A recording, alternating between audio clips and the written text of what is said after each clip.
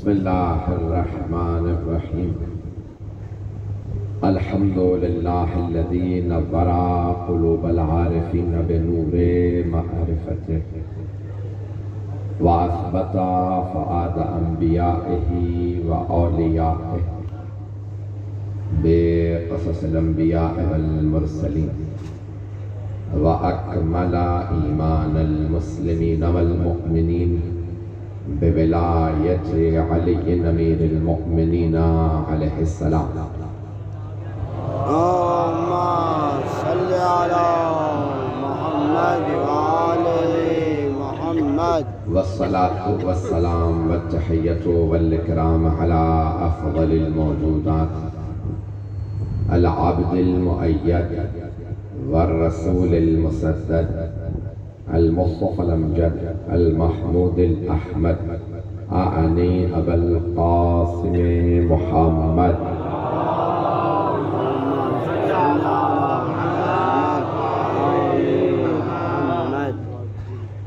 وعلى روحه ونفسه وسحره ووسيه سيد الأتقياء والأصفياء مولى الموالي إمام المتقين علي بن أبي طالب اللهم صل على محمد وعلى محمد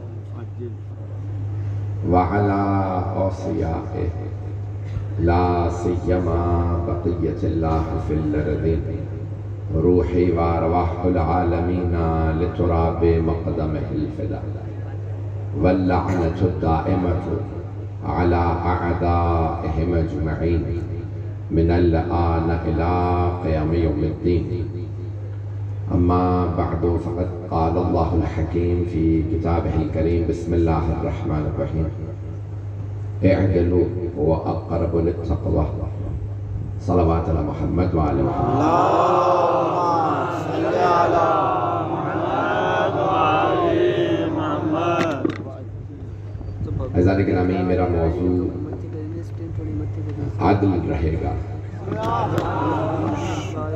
ہمارے اصول دین میں عدل ہے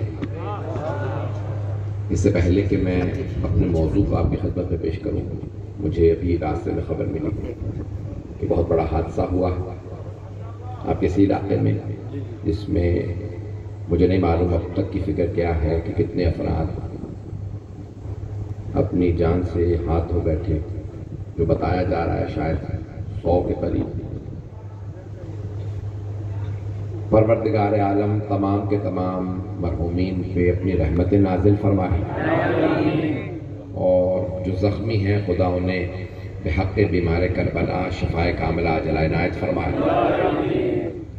اور حکومت کو حکومتی اداروں کو توفیق عنایت فرمائے کہ وہ ان سارے جو انتظامات ہیں انہیں بہتر بنائے یہ ریل کی پٹریاں انگریزوں کے زمانے میں بچھی تھیں انہیں بہتر بنانے کی ضرورت ہے جب ہم اسلام کی بات کرتے ہیں تو عدل یہ ہے اسلام کے تقاضوں کو پورا کریں جو بھی آدمی نام لے اللہ کا ایک آدمی نام نہیں لیتا اللہ کا وہ جو بھی کرے وہ اس کی پکڑ کم ہے لیکن جو آدمی اللہ کا نام لے رسول اللہ کا نام لے اس کی پکڑ زیادہ ہے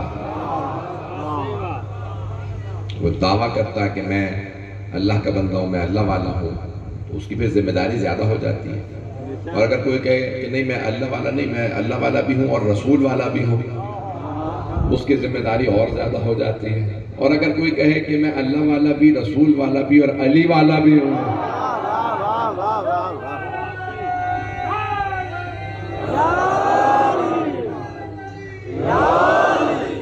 بس میں مجھے اندازہ ہے لوگ بہت محبت سے بہت دیر سے موجود ہیں بس ہم سفر کر رہے ہیں مسلسل جو مطالب پیش کروں گا صرف اتنے کہوں گا کہ تمام حکومتی ادارے ان انتظامات کو بہتر کریں ایک حدیث کہنا چاہتا ہوں معصوم علیہ السلام نے اس کو کہا ہے اللہ کے حبیب نے فرمایا کبھی بھی مخلوق کے خدا پہ ظلم نہ کرنا یہ عیال اللہ ہے اللہ کا خانوادہ ہے اللہ کا گھرانہ ہے جملہ تو میں کہہ گیا ہوں کوئی آدمی اپنے خاندان پہ ظلم برداشت نہیں کرتا اللہ اپنی مخلوق کو اپنا مانتا ہے جو اللہ کی مخلوق پہ ظلم کرے اس نے اللہ پہ ظلم کیا مولا علی کا خطبہ نہج البلاغہ میں خصم یعنی اس کا جو غصہ اور غضب نکالے گا اس کے خلاف اللہ اپنا غضب ظاہر کرے گا جو اللہ کی مخلوق پہ ظلم کرے گا۔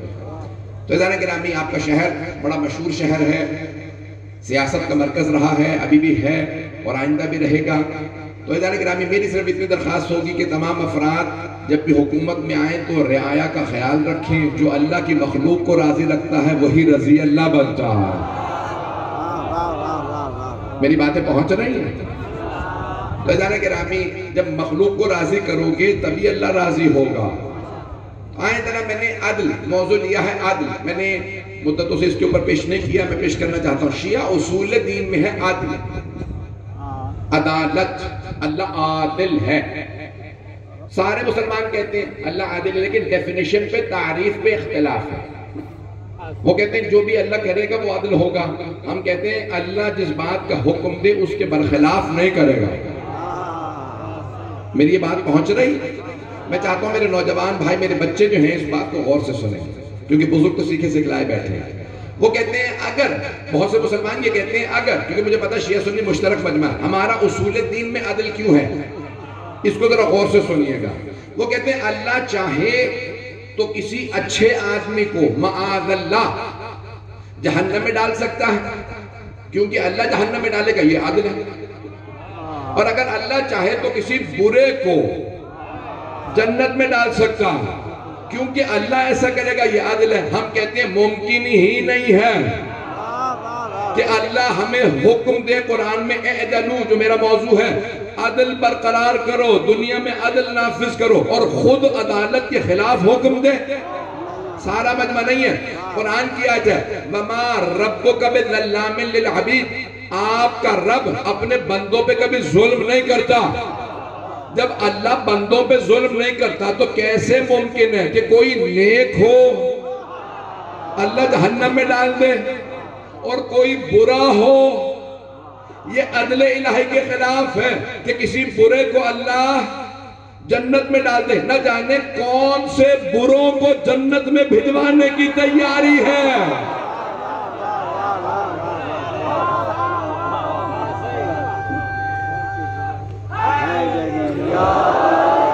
میری باتیں پہنچ رہی ہیں جانے کے رہے؟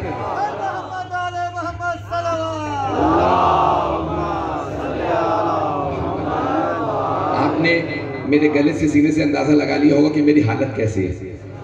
میں اس خستگی کے باوجود صرف آپ کی محبتوں کی خاطر پورا زور لگا کے پڑھ رہا ہوں۔ تو عزیزان گرامی بہت سے لوگ کہتے ہیں کسی کو برا نہ کہو، میں نام بھی لے دیتا ہوں، یزید کو برا نہ کہو، توجہ، وہ کہتے ہیں نہیں کسی کو برا نہ کہو، اللہ عدالت کرے، روز قیامت کسی کو معاف کر دے۔ یہاں تک کہتے ہیں حسین بڑے کریم ہیں، اگر تمہارے مولا حسین نے یزید کو معاف کر دیا تو تم کیا کرو گے؟ تم تو لعنتیں کرتے رہے تھے۔ حسین جتنے بھی کریم ہو اللہ سے زیادہ کریم نہیں ہے۔ اگر اللہ نے شیطان کو معاف کر دیا تو تم کیا کرو گے؟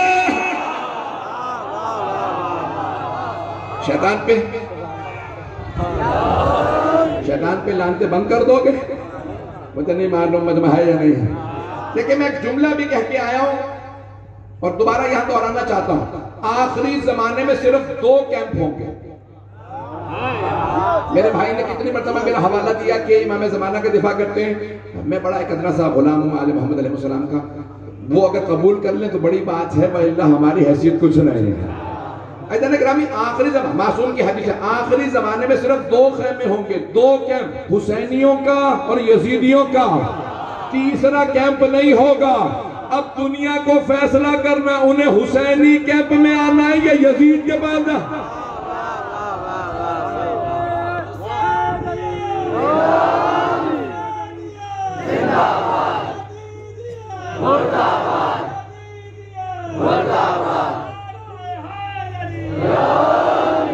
یہ موضوع سننا پسند فرمائیں گے نا؟ عزیزان گرامی ہمارے ہاں اصول دین میں ہے عدل۔ ہر شیعہ یہ مانتا ہے کہ اصول دین میں عدل، اللہ عادل ہے۔ آئیں ذرا عدل کی ڈیفینیشن پیش کر دوں، تعریف کیا ہے عدل کی، سننا پسند فرمائیں گے؟ تو سارے کے سارے متکلمین نے، فلاسفہ نے تعریف یہ کی ہے، عدل کیا؟ وضع الشیء فی محلہ، کسی بھی چیز کو اسی کی جگہ پہ رکھنا عدل ہے. میری بات پہنچ رہی ہے؟ کسی بھی چیز کو اسی کی جگہ پہ رکھنا عدل ہے. انصاف اور ہے، عدل اور ہے. انصاف ہے نصف سے، نصف یعنی آدھا. دو افراد میں اختلاف ہو ایک روٹی پہ، ایک کہتا ہے روٹی میری ہے، دوسرا کہتا ہے روٹی میری ہے. آپ نے کیا انصاف، روٹی کے دو ٹکڑے کیے، دونوں کو آدھا آدھا ٹکڑا دیا، انصاف ہو گیا. دو میں اختلاف تھا، دونوں کو آدھی آدھی روٹی مل گئی. یہ انصاف ہے، عدل نہیں. عدل یہ ہے جس کی روٹی ہے اسی کو دو. ابھی بھی سارا مجمع نہیں ہے. آپ چاہ رہے ہیں میں بہت کھل کے پڑھوں اور میں کھل کے پڑھنا نہیں چاہ رہا. عزیزان گرامی، بہت سے کہتے ہیں جب کسی نے حق مانگا تو جیسے بھی حق ملا مل گیا کافی ہے. ہم کہتے ہیں نہیں، عدالت یہ ہے حق جس کا ہو اسی کو دو. اب پہنچ گئے، اب پہنچ گئے آپ حضرات. میری بات واضح ہو رہی ہے جانے گا؟ عدالت یہ ہے جس کا حق ہو اسی کو ملنا چاہیے. یہ نہیں ہے کہ بھئی کیونکہ وہ جوان تھے. میں نے تو جوان کا نام بھی نہیں لیا. یہ اور بات ہے کہ جناب جبرائیل نے کہا لا فتح الا علی، کوئی جوان نہیں جیسے. فیضان گرامی، ہمارا عقیدہ یہ ہے عدل ہونا چاہیے. جس کا حق ہے اسے ملنا چاہیے. اختلاف ہو تو سب کو بانٹ نہ دو، یہ عدالت نہیں ہے. آئیے ذرا پیش کرو آپ کی خدمت میں جناب مولا کائنات کے سامنے عدالت کیا ہے. کہ عدالت رائج کی سرور. بچوں کے لیے جلدی سے ایک واقعہ پیش کر دو تاکہ توجہ میرے ساتھ رہے.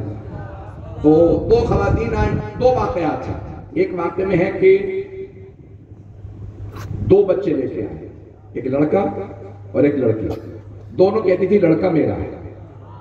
یہ ہمارے معاشرے میں تو نہیں ہے ایسی بات کہ لڑکے کو افضل سمجھے لڑکی سے. پتہ نہیں اب تو خاموش ہو گئے. ہمارے معاشرے میں تو ایسا نہیں ہے. تو اب وہ عرب معاشرے میں ایسا تھا، وہ کہتے تھے بیٹا افضل ہے. اگر بیٹا ہی افضل ہوتا تو پیغمبر اللہ اپنے حبیب کو بیٹا دے کے نسل آگے چلاتے. اللہ نے کہا سارے دنیا کے بیٹے ایک طرف فاطمہ ایک طرف. پہنچ رہا پر محمد وآل محمد الانتر صلی اللہ. اللہم صلی علی محمد وآل توجہ فرما رہے.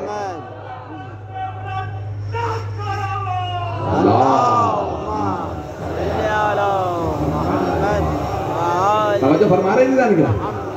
تو اب دو خواتین آئے گا نہیں لڑکا میرا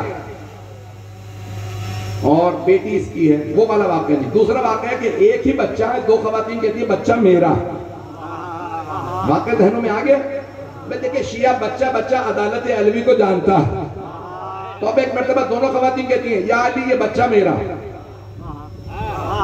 مولانا نے کہا خود ہی فیصلہ کرو بچہ کس کا ہے. دونوں کہتی ہیں بچہ میرا. مولانا نے کہا پھر سوال کر رہا ہوں بتاؤ یہ بچہ کس کا ہے. دونوں خواتین نے کہا بچہ میرا. مولا کے غلام سے نام تھا قمبر. مولا نے آواز دی اپنے غلام کو کہا قمبر. جناب قمبر بہت قداور، بہت خوب، یعنی حبشہ کے رہنے والے تھے. تفسیر کا وقت نہیں ہے. بادشاہ کے بیٹے تھے، جناب فضہ کے بھائی تھے. پتہ نہیں لوگ ہیں یا نہیں. تو دونوں بھائی بہن تھے، شہزادہ اور شہزادی تھے حبشہ کے. لیکن جب مدینے آئے تو کہا اب ہم شہزادے نہیں، علی کے غلام ہیں. جو علی کا غلام بنے ہمیشہ زندہ رہتا ہے. آپ پہنچ رہے ہیں. اسی محبت سے سنیے بھئی، جس محبت سے دیکھ رہے ہیں چلتے رہیے گا. تو ایک مرتبہ مولا نے آواز دی. دونوں خواتین کہہ رہی ہیں بچہ میرا. مولا نے آواز قمبر تلوار کھینچو. بچے کے دو ٹکڑے کرو، دونوں کو ایک ایک ٹکڑا دے دو. کوئی ضعیف العقیدہ قسم کا شیعہ ہوتا نا. پہنچ گئے ہیں کوئی، بہت سے پہنچ گئے ہیں. ضعیف العقیدہ سمجھتے ہیں جس کا عقیدہ کمزور ہو. وہ فوراً کہتا ہے یا علی بچے کا کیا قصور. مجھے بتائیے ان دو خواتین میں کس کا سر قلم کروں؟ لیکن وہ تھے جناب قمبر.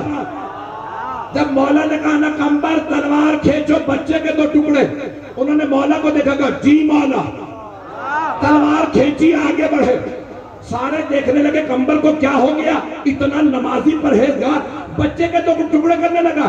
انہوں نے کہا جناب قمبر نے علی کا حکم ہے، میں غلام علی. توجہ، جناب قمبر نے تلوار کھینچی، ایک مرتبہ پوری طاقت سے تلوار اٹھائی. جیسے ہی تلوار چلانے لگے دو خواتین میں سے ایک بولی یا علی بچہ مجھے نہیں چاہیے اسے دے دیں. پہنچ گئے. میرے مولا نے مسکرا کے کہا یہ جو کہہ رہی ہے نا بچہ مجھے نہیں چاہیے یہ ماں ہے. مجمع کہنے لگا یا علی وہ تو خود ہی کہہ رہی ہے بچہ مجھے نہیں چاہیے، وہ خود کہہ رہی ہے بچہ مجھے نہیں چاہیے. مولا نے کہا کیونکہ ماں ہے اس لیے کہہ رہی ہے، کہیں بھی رہے زندہ تو رہے چاہے میرے پاس نہ رہے. ابھی بھی مجمع نہیں پہنچا. ماں بچے کی زندگی چاہتی ہے، دوسری ماں نہیں تھی. اس نے کہا مجھے نہیں ملتا تو بچہ مر جائے، زندہ رہے تو مجھے ملے، کیونکہ ماں نہیں تھی. اب پتہ چلا جو ماں یا باپ ہو وہ زندگی چاہتا ہے. علی ہے خلافت کے باپ.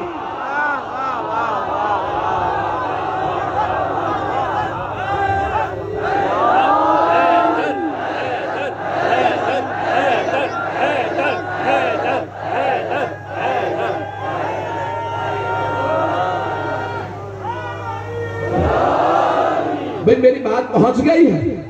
اگر کبھی کوئی سوال کرے علی کیوں نہیں لڑے، حق کے لیے اگر حق تھا. علی ہے باپ.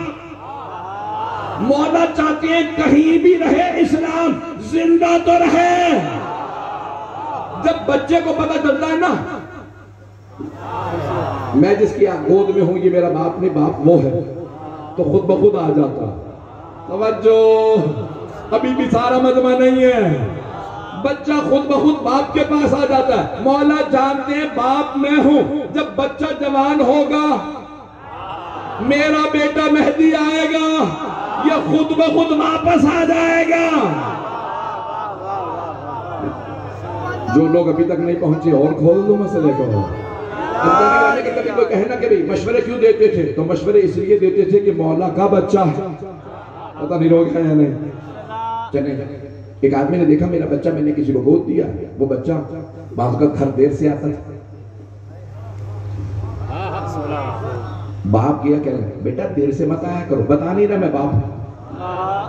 کہہ رہے بیٹا دیر سے مت آنا آوارہ ہو جاؤ گے، چور چکار نہ بن جانا، جلدی گھر جایا کرو. توجہ، ڈکیت نہ بننا، جلدی گھر جانا. باپ بار بار ٹوکے گا پھر دیر سے آئے ہو گھر جلدی کیوں نہیں جاتے، دہشت گرد نہ بن جانا. اگر اسلام میں آج دہشت گرد نظر آ رہے ہیں تو سمجھ لو کوئی سوتیلے باپ گزرے. ماشاءاللہ کیا کہہ رہے ہیں اسی بنو امیہ بنی دمشق کا لنگر دمشق کا لنگر. ذرا زور سے بولو، ذرا کھل کے بولو، مل کے ذرا مل کے بولو. ہے شان ہماری، پہچان ہماری، چڑیوں کی چہک میں، پھولوں کی بہک میں. تو قبر کے باہر جو کر لے تیری قبر کے اندر.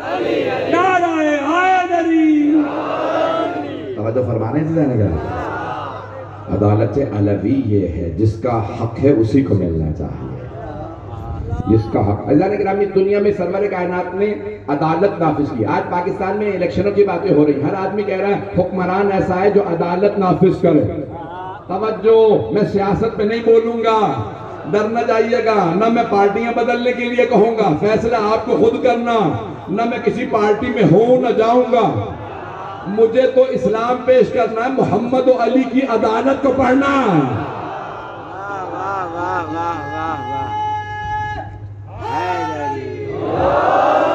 میں ممنون ہوں آپ کی محبتوں کا. میرے ان ٹوٹے پھوٹے الفاظ کو اس خستگی کے ساتھ میرا چہرہ بتا رہا ہوگا میں نے کتنا سفر کیا ہے. جاگ رہا ہوں مسلسل. جو پیش کر رہا ہوں قبول کر لیجیے گا. سرور کائنات نے عدالت نافذ کر دی. مکے میں لوگ ایمان نہیں لائے تھے, مدینے میں تشریف لائے, آپ نے حکومت قائم کی, عدالت کی.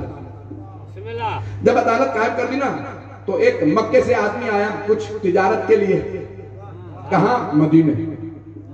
مدینے آنے کے بعد دیکھا ظہر کا وقت ہے, ساری دکانیں کھلی ہوئی ہیں, سامان رکھے ہیں, کوئی دکاندار دکان پہ نہیں ہے, نہ چوری ہو رہی ہے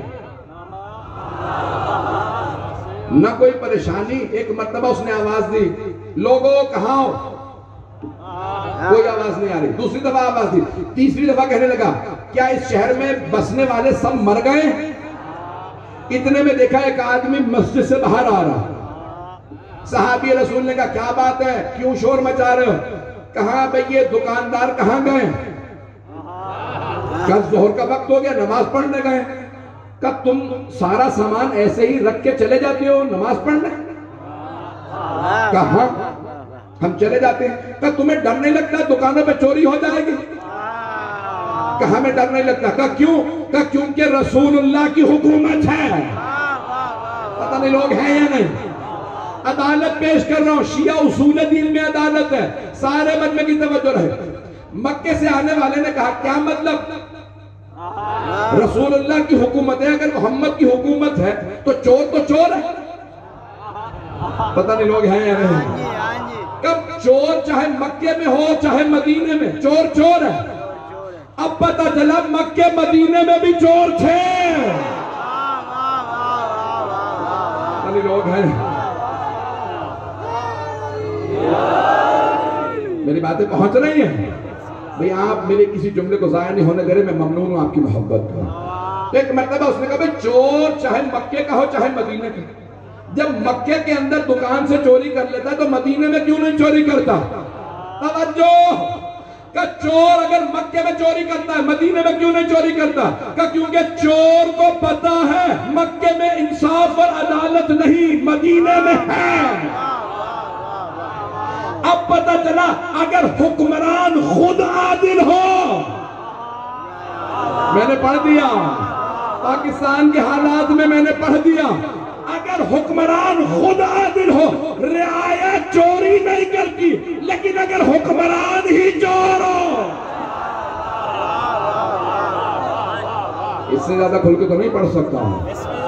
کسی کو برا لگ رہا ہو تو معذرت, اور اگر کوئی سمجھ رہا ہے میں اس پہ پڑھ رہا ہوں تو پھر اسی پہ پڑھ رہا ہوں. یہ جانے کہ ہمیں عدالت, عدل الہی تھا, عدل محمد مصطفیٰ صلی اللہ علیہ وسلم, عدل امیر المومنین. عدل یہ ہے کہ ہر چیز سے عدل کرو. توجہ, جملہ پیش کر رہا ہوں. عدل یہ ہے کہ انسان نماز سے بھی عدل کرے, روزے سے بھی عدل کرے, عزاداری سے بھی عدل کرے. توجہ, ایزان گرامی صحیح بخاری کی روایت ہے, مولا علی نے اپنی خلافت, ظاہری خلافت کے بعد پہلی نماز پڑھائی. کہاں؟ مسجد نبوی میں. مولا کی سب نے بیعت کی, مولا نماز کا وقت ہوا, مولا نے کہا نماز میں پڑھاؤں گا. توجہ, ایک جتنے صحابہ زندہ تھے ابھی, 25 برس بیت گئے تھے نا سرور کائنات کو, جتنے صحابہ زندہ تھے, صحیح بخاری میں الفاظ ہیں, جتنے صحابہ زندہ تھے جیسے ہی مولا کی نماز تمام ہوئی سب نے کہا علی نے وہی نماز پڑھائی ہے جو پیغمبر پڑھاتے تھے.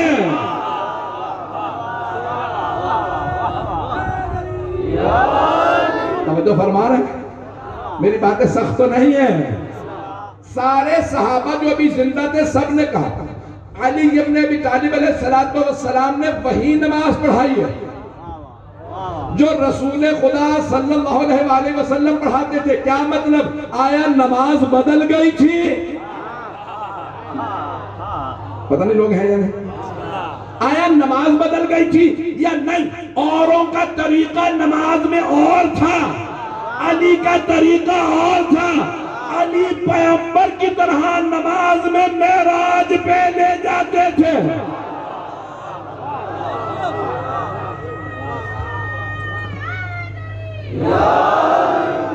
توجہ فرما رہے ہیں. میں چلے واقعے کا سہارا لے لیتا ہوں تاکہ مجھے بھی تھوڑا سا آرام مل جائے, میرے اکیلے میں طاقت نہیں.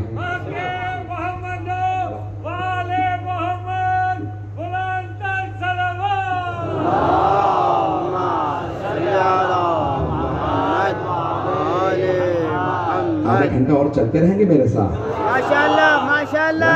عدالت علوی کیا ہے؟ سرور کائنات کی حدیث ہے، شیعہ سنی دونوں کتابوں میں، یدی و ید علی فی القضاء سوا، میرا اور علی کا ہاتھ عدالت میں قضاوت میں ایک جیسا. میں تو کہہ گیا ہوں. کس نے فرمایا؟ اللہ کے حبیب نے فرمایا میرا اور علی کا ہاتھ، اوروں کا نہیں. بھئی تمام صحابہ محترم علی علی ہیں، سارے صحابہ صحابی ہیں، علی بھائی ہیں. ابھی بھی جو نہیں پہنچا، صحابہ در والے ہیں، علی گھر والے ہیں. جو دروازے پہ رک جاتے تھے وہ صحابی تھے، جو گھر میں ساتھ جاتے تھے وہ علی تھے. اللہ نے کہا جناب سرور کا علی آخری فی الدنیا والآخرہ، علی دنیا اور آخرت میں میرے بھائی ہیں. اور صحابہ غلام رسول ہیں. ایسے ہی ہے یا نہیں؟ پریشان تو نہیں ہوگا؟ بڑے سوچ سمجھ کے جملے ادا کر رہا ہوں. خستگی ہے، دماغ کام کر رہا ہے میرا. توجہ، آج آپ کے پاکستان میں ایک نعرہ لگ رہا ہے مجھے بہت پسند ہے، غلام ہے غلام ہے، رسول کے غلام ہے. ساری امت رسول کی غلام ہے، سارے علماء پیغمبر کے غلام، سارے مفسرین پیغمبر کے غلام، سارے محدثین پیغمبر کے غلام، سارے صحابہ پیغمبر کے غلام، سارے تابعین پیغمبر کے غلام.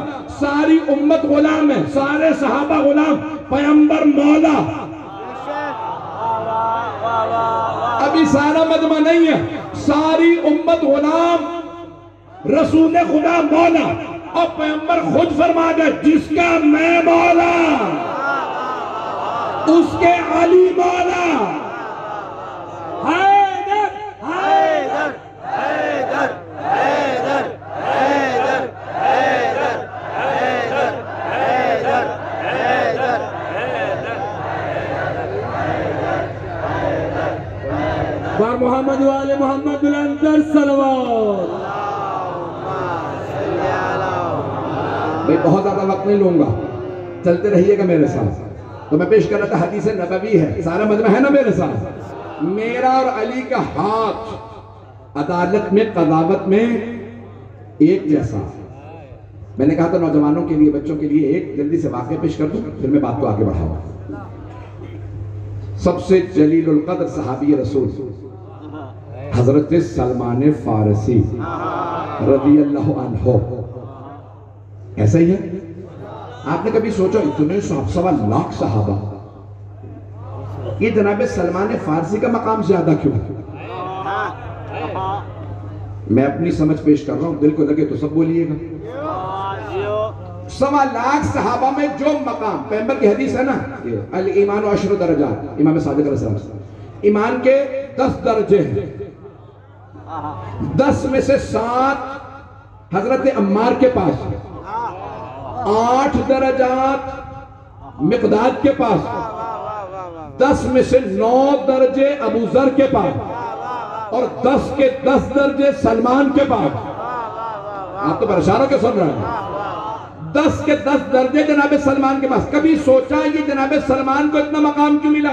اتنے 1.25 لاکھ صحابہ، سب سے بڑا درجہ سلمان فارسی کا کیوں؟ کیونکہ سب صحابہ کو اللہ کی معرفت تھی، رسول خدا کی معرفت تھی، کچھ کو علی مرتضیٰ کی بھی معرفت تھی، حسنین کریمین کی بھی معرفت تھی. لیکن سلمان وہ ہے جنہیں سیدہ کی بھی معرفت تھی. پتہ نہیں لوگ ہیں یا نہیں. بھئی جناب سلمان آتے دروازے میں دستک دیتے، سیدہ اجازت ہے کچھ دیر چکی چلا دو. سید مرتضیٰ نے لکھا ہے 400 برس کے تھے حضرت سلمان فارسی. کتنے؟ 400 برس. ضعیف العمر. سارے مدینے کے صحابہ کہتے تھے سلمان کیا ہو گیا تمہاری عقل کو اس بڑھاپے میں؟ اپنی ابا جا کے سیدہ کے دروازے پہ ملتے ہو. پتہ نہیں لوگ ہیں یا نہیں. اپنے کپڑوں سے جو پہنے ہوتے ہیں صفائی کرتے ہو، اپنی داڑھی لگاتے ہو، تمہیں حیا نہیں آتی؟ کہا نہیں، مجھے فخر ہوتا کا کیوں؟ کا کیونکہ کونین کی بطول کے قدم آتے ہیں.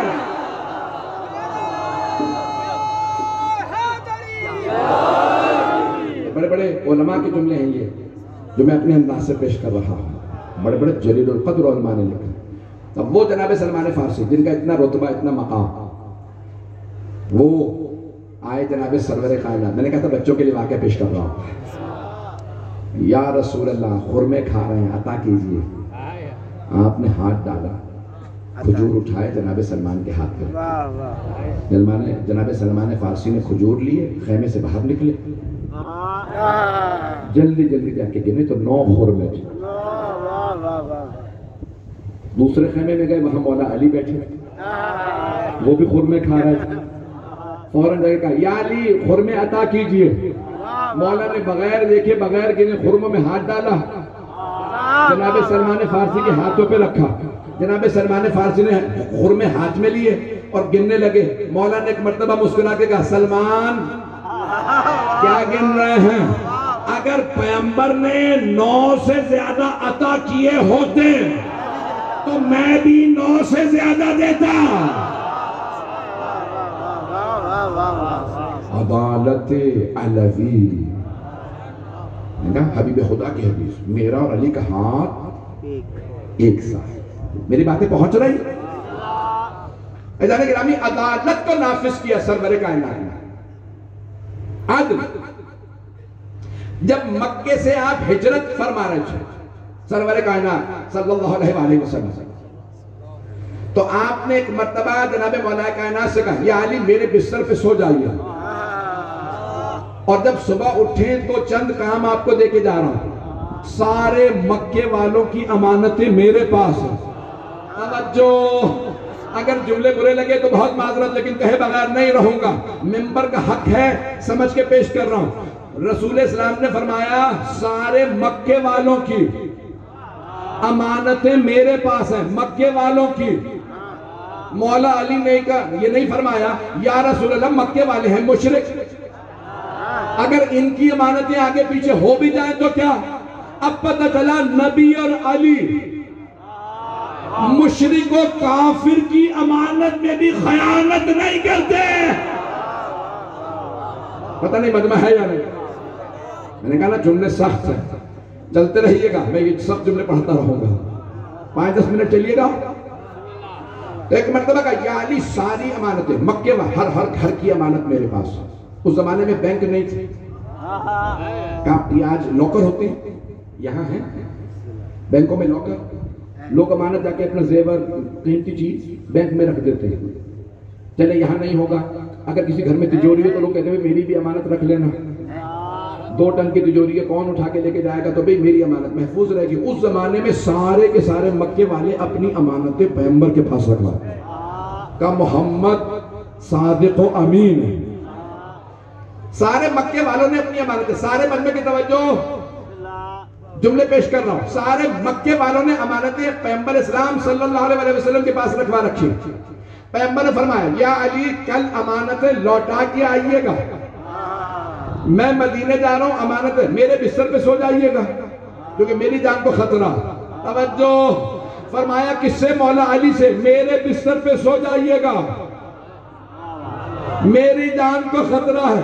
مولا علی نے نہیں کہا میں ذوالفقار نہیں لایا میرے پاس تیر کمان نہیں ہے. جان کو اگر آپ کی خطرہ تو میری بھی جان کو خطرہ ہے. کہا یا رسول اللہ آپ تشریف لے جائیے میں دیکھ لوں گا.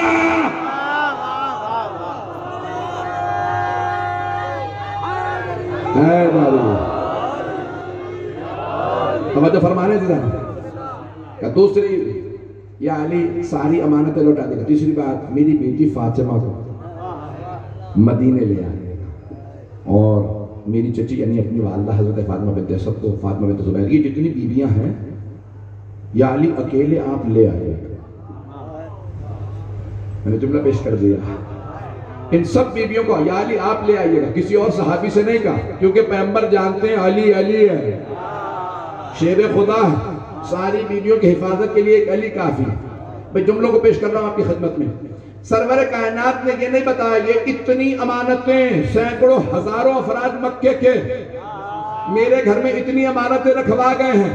توجہ، بڑی ذمہ داری سے کہہ رہا ہوں، امانتوں پہ نام نہیں لکھے تھے. پتہ نہیں لوگ ہیں یا نہیں. صبح ہوئی، ابو سفیان نے سب کو تیار کیا تھا. جیسے ہی صبح ہو، تم میں سے ایک آدمی چادر کھینچے، باقی سب نیزے مار دیں.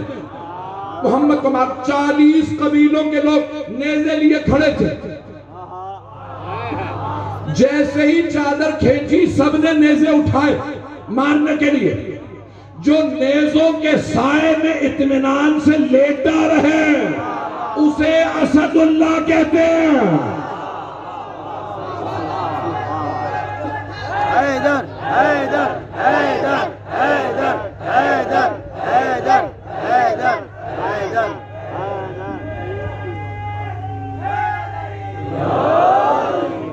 عدالت علوی کو مجھے مکمل کرنا، بس 5 سے 7 منٹ کی زحمت ہوگا. تو کیا کیا جناب مولا کا نام؟ ایک مرتبہ سب نے نیزے اٹھائے، چلانا چاہتے تھے. ان میں سے ایک نے آواز دی، رک جاؤ، یہ محمد نہیں علی ہیں. یہاں اتنے نیزے سر پہ ہوں. ان میں سے ایک نے سوال کیا، یا علی محمد کہاں؟ بڑے اطمینان سے ابو طالب کے بیٹے نے جواب دیا. مولا نے ایک مرتبہ کہا، کیا تم میرے پاس امانت رکھوا کے گئے تھے؟ کیا ہی بات ہے، کیا ہی بات. تو ایک مرتبہ سب نے کہا، جلدی چلو، محمد یہاں نہیں ہے، یہ علی ہے. انہیں پتا تھا اس حالت میں بھی اگر ہم نے حملہ کیا تو یہ علی ہے. پتہ نہیں لوگ ہیں یا نہیں. شیر لیٹا ہوا بھی ہو تو شیر شیر ہوتا. بکریوں کو ہمت نہیں ہوتی شیر سے لڑے. بس میں ایک مرتبہ میں مکمل کر رہا ہوں. جناب مولا کائنات اٹھے اور مکے میں آنے کے بعد اعلان کیا کہ جس جس کی امانت تھی اپنی اپنی امانت لے جا. کچھ میرے بھائی پہنچ گئے. سارے بندے کی توجہ ہو. میں نے کہا تھا امانتوں پہ نام نہیں لکھے تھے، چہروں پہ نہیں لکھا تھا. کون سونا رکھوا کے گیا ہے، کون چاندی، کون برتن رکھوا کے گیا ہے، کون کپڑا. مولا چہرہ دیکھ کے اندر جاتے، امانت لاتے، لوٹا دیتے. ایک بھی مشرک نے یہ نہیں کہا یا علی یہ میری امانت نہیں ہے. اس کا مطلب ہے علی کا ہاتھ نبی کے ہاتھ کے عین مطابق ہے. امانتیں لیں گے پیغمبر، لوٹائیں گے علی. فیضان گرامی کسی نے نہیں کہا. آئیں ذرا میں واقعہ مکمل کر دوں اور یہیں پہ تمام کر دوں. سب کی امانتیں لوٹائیں. ایک مرتبہ گھر آئے پیغمبر اسلام کے، وہاں ساری بیویاں جمع تھیں. پیغمبر کیا فرما گئے تھے بیویوں سے؟ خوف نہ کھانا. میں ایک ایسے جوان کو یہاں حفاظت کے لیے چھوڑے جا رہا ہوں، وہ جان پہ کھیل جائے گا، آنچ نہیں آنے دے گا. پتہ نہیں لوگ ہیں یا نہیں. میں مکمل کر رہا ہوں بس یہ آخری جملے. میں محبتوں کا ممنون ہوں. ایک مرتبہ جناب مولا کائنات تشریف لائے. ساری اونٹنیاں سجائیں، کجاوے لگائے، ان پہ چادریں لگائیں، کیونکہ جانتے ہیں یہ عام بیوی نہیں ہے. پیغمبر نے انہیں ضمانت دی. تو مولا نے بہترین کپڑے لگائے. ایک مرتبہ پھر آئے دروازے پہ، آواز دی، بیویوں اونٹنیاں تیار، کجاوے تیار.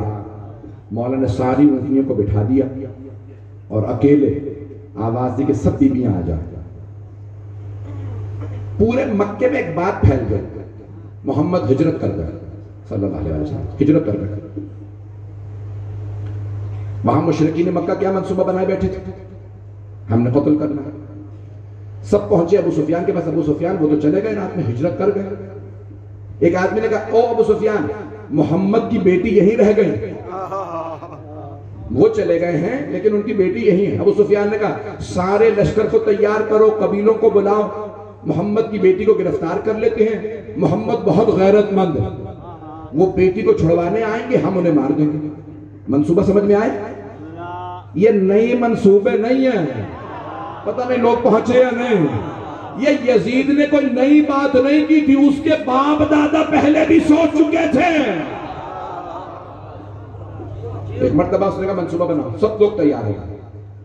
یہاں مولا امیر علیہ السلام نے کیا کیا؟ مکمل کروں یا رہنے دو؟ بسم اللہ بسم اللہ. یہاں مولا امیر علیہ السلام نے ساری کی ساری اونٹنیوں کو بٹھا دیا اور ایک مرتبہ اپنی والدہ سے کہا مادر گرامی سب بیویوں سے کہیں کہ ناقہ پہ سوار ہو جائیں، میں سب کو لے کے مدینے چلوں. سب بیویاں آئیں، سب کی سب ناقہ پہ سوار ہو گئی. مولا امیر علیہ السلام نے ایک مرتبہ اونٹنیوں کو بلند کیا، چلنے لگے. اتنے میں دیکھا سامنے سے ایک اچھا بڑا دستہ آ رہا ہے، لشکر آ رہا ہے لڑنے کے لیے، حملے کے لیے. سب نے حملہ کیا. ابو سفیان نے کہا سب حملہ کرو، روک لو، یہ بیویوں کو جانے مت دینا. وہ اکیلا ایک علی ہے، تم پورا لشکر ہو. پتہ نہیں مجمع ہے یا نہیں. انہوں نے بچپنے میں مارے کھائی تھی، جوان علی کو نہیں دیکھا تھا. مولا ایک مرتبہ جیسے دیکھا نا پورا لشکر آ رہا، توجہ، تو ایک مرتبہ مولا اپنے اونٹ سے اترے، جس لگا کے نیچے آئے اور جیسے شیر آواز دیتا ہے نا جنگل میں، بس سینے میں طاقت نہیں ہے. ایک مرتبہ مولا سارے لشکر کی طرف للکار کے بڑھے، خبردار آگے نہ آنا، علی ہے. میرے مولا نے جو آیا اس کے گریبان میں ہاتھ ڈالا، 2 افراد کو مارا، باقی سب نے کہا بھاگو، بڑی بڑی آنکھوں والا آ گیا.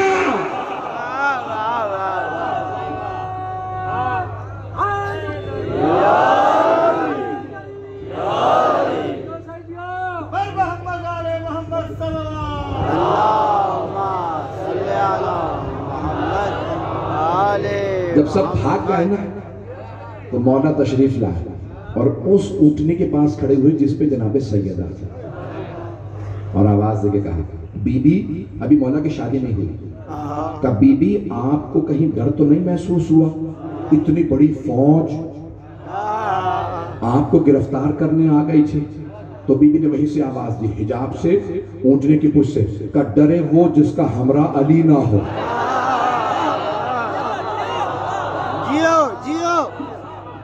مجھے آپ پہ پورا یقین تھا کہ ہمارے ہمراہ علی ہیں.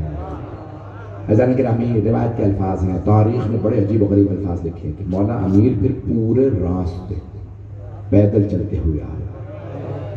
560 کلومیٹر مکے سے مدینہ.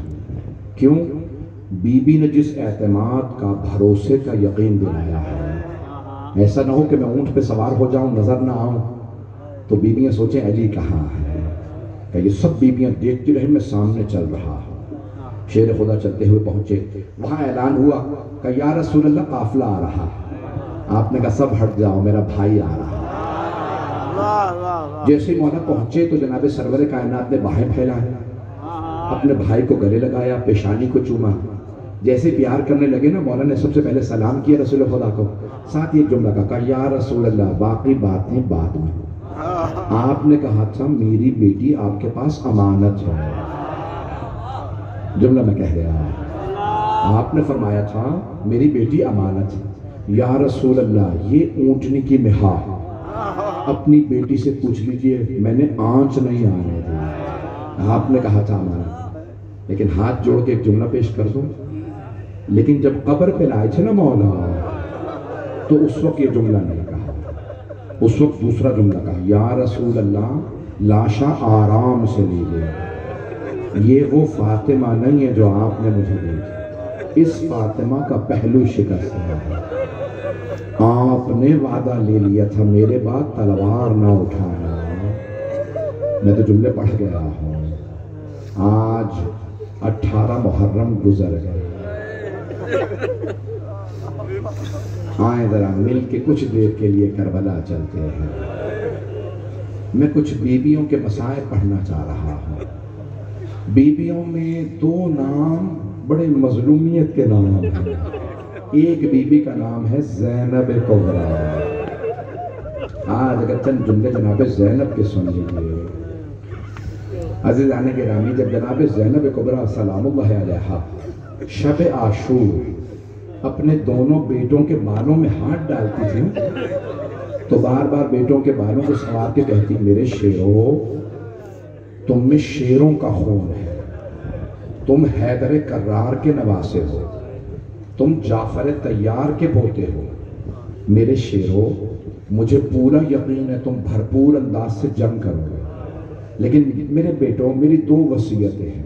پہلی وصیت، اگر جنگ کرتے ہوئے فرات تک پہنچ بھی جاؤ تو پانی نہ پینا، ان قریب میرے نانا تمہیں پانی پلائیں گے، حوض کوثر سے پانی پلائیں گے، میرے بچوں پانی نہ پینا، ماموں کے بچے بہت پیاسے ہیں۔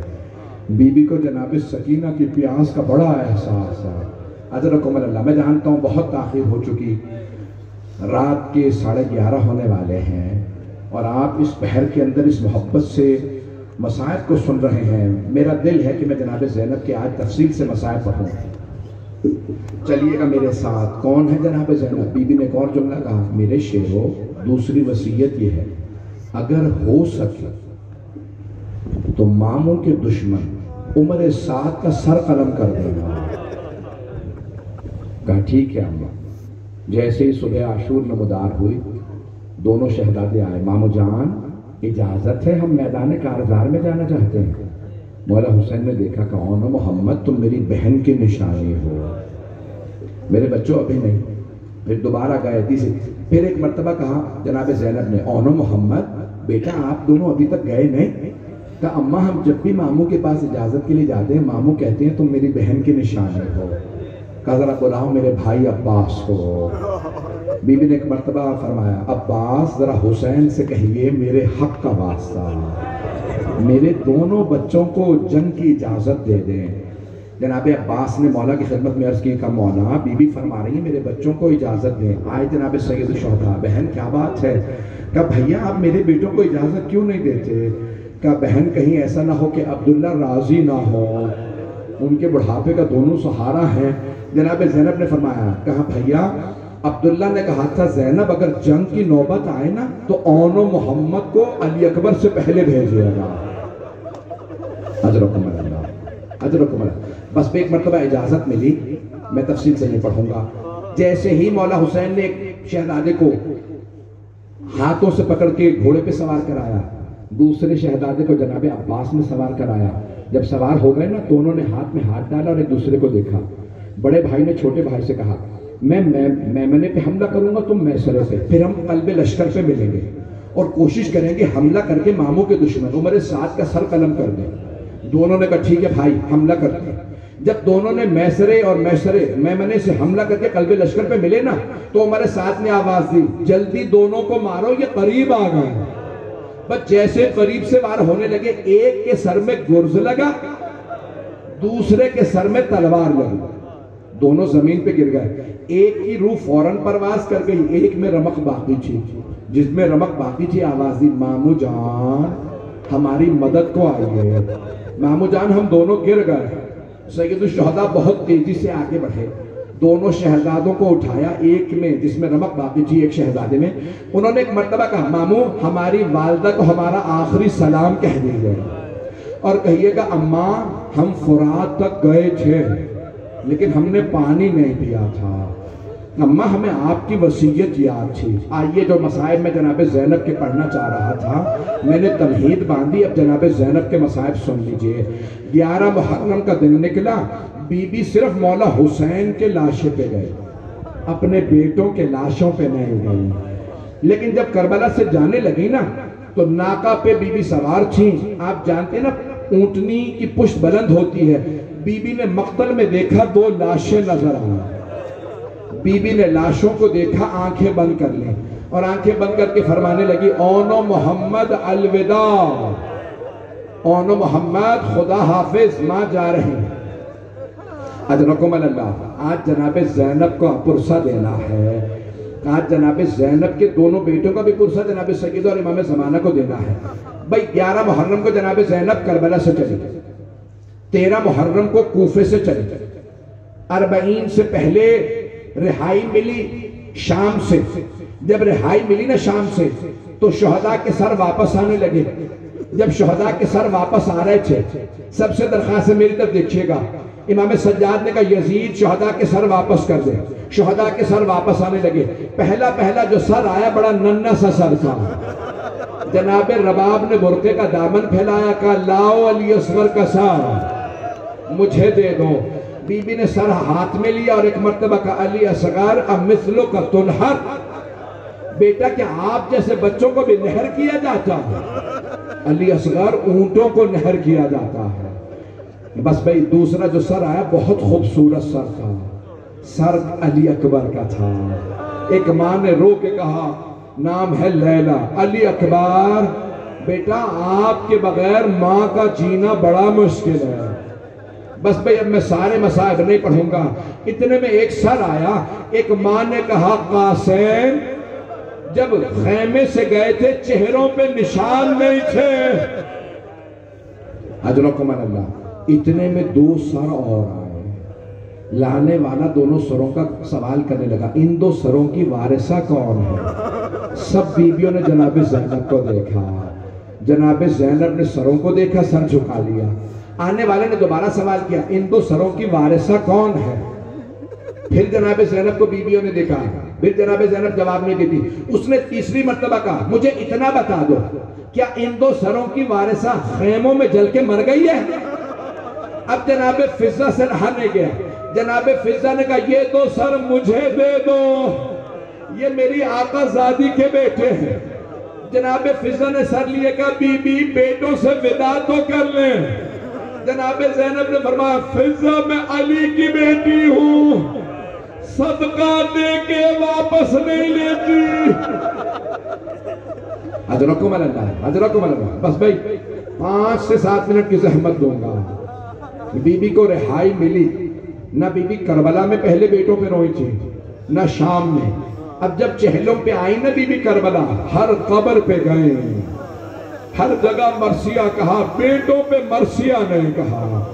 جب 3 دن کے بعد کربلا سے جانے لگی نا تو بی بی نے آنکھیں بند کر کے کہا آنو محمد، خدا حافظ، میرے شیروں ماں وطن واپس جا رہی۔ بس بھئی ایک مرتبہ جناب زینب مدینے آ گئے، نانا کے روضے پہ گئے، بلند آواز سے رو کے فرمایا نانا یا جدہ انی ناعیت الیک بولدک الحسین، نانا آپ کے نواسے حسین کی سنانی لائے ہوں۔ نانا میں 70 قدم کے فاصلے پہ کھڑی تھی جب شمر نے حسین کا امامہ اتارا، نانا جب اس نے خنجر چلایا، نانا میں نے رو رو کے بتایا یہ تمہارے نبی کا نواسہ۔ نانا کسی نے میری ایک نہ سنی، اتنی بلند آواز سے مدینے والے رو رہے تھے، جناب زینب کی آواز نہیں آ رہی تھی۔